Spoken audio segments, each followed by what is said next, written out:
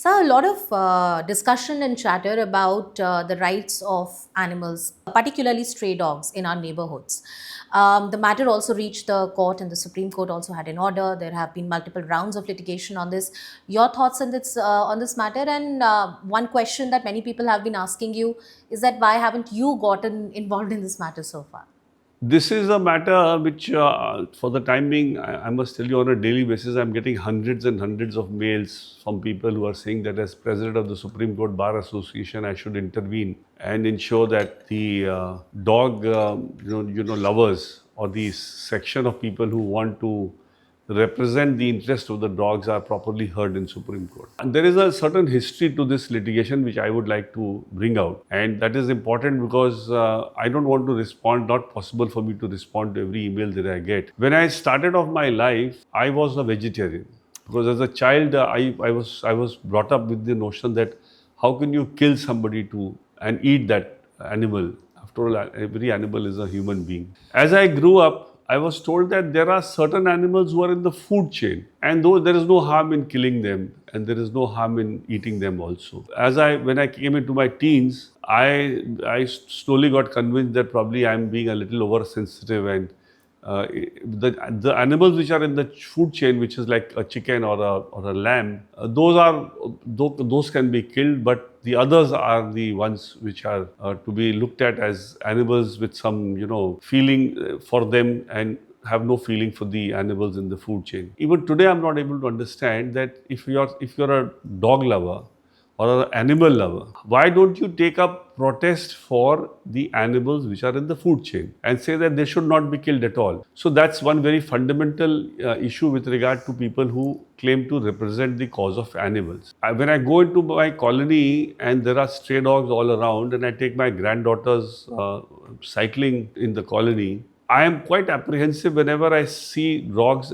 I feel that whether they will bite my grandchildren or not. And I keep telling my grandchildren that just ignore them. Don't look fearful. If you look fearful, they'll probably attack you. If you don't look fearful and confidently go past, they will not touch you. So far, I have been successful in this, and nobody has ever bit my grandchildren. But I know of instances where people have been bit, innocent people have been bit, who have not done anything to provoke the dog and was still bit by the dog because there was some issue going on with the dog.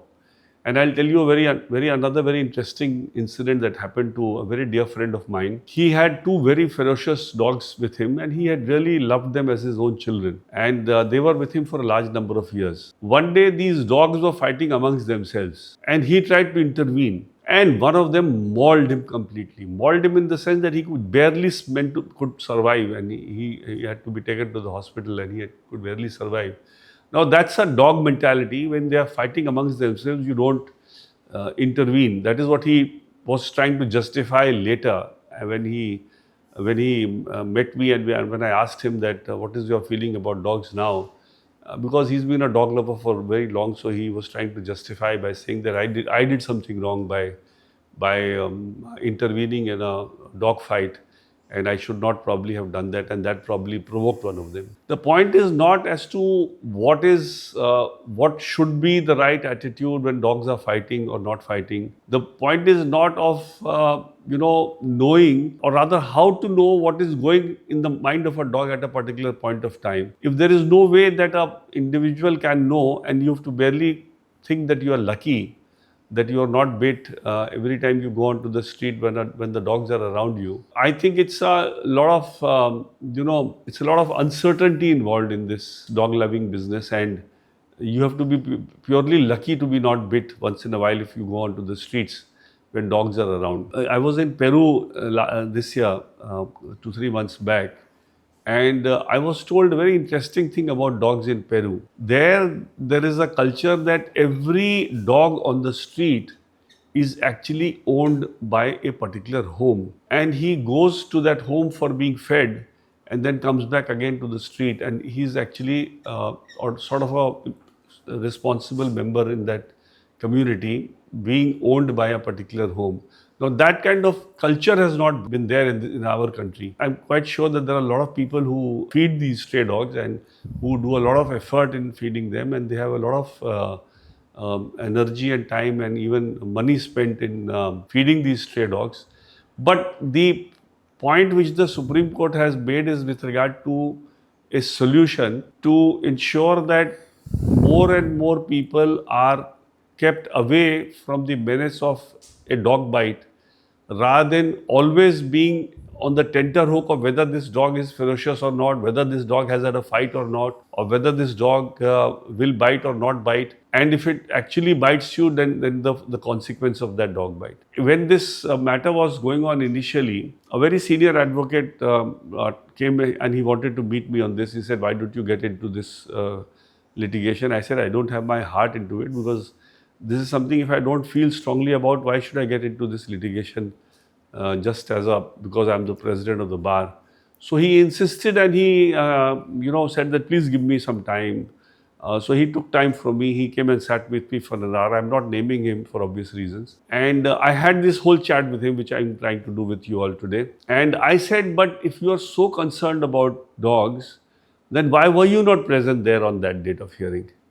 He said, "I had a matter in NCLAT and I was busy in that matter." I said, "Now, if you have a matter in NCLAT and you don't want to give up that for the cause of the dogs, and you are asking me to give up everything and start this cause of the dogs, is it reasonable?" And he had a very shy face then. He really didn't know how to answer. So what the court is doing, I would not like to intervene in those proceedings unless I'm very strongly convinced that amongst the animals, dog have a very sort of a more important place amongst animals, and there is a need to look after dog more than any other animal, and to give them a treatment almost like humans. When we are in a country where I am doing some cases pro bono of children who are suffering from rare diseases and they are not being able to be treated because they don't have the money to buy those medicines, and courts are trying to do crowdfunding to get the money collected for treating these children,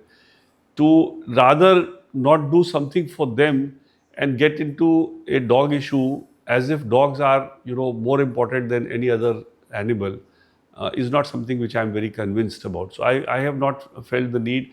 I think the court is also trying to take the views of the authorities and trying to provide for sufficient shelters for the dogs.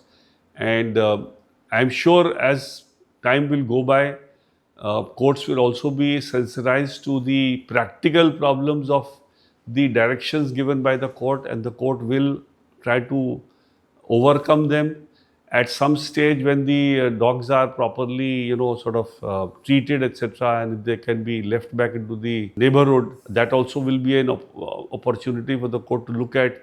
But for me to get into an issue where my heart is not there, I think it was not right, and that is why, unfortunately, I didn't respond to any email, and I have not, as president of the Supreme Court Bar, got into this litigation. Thank you, sir.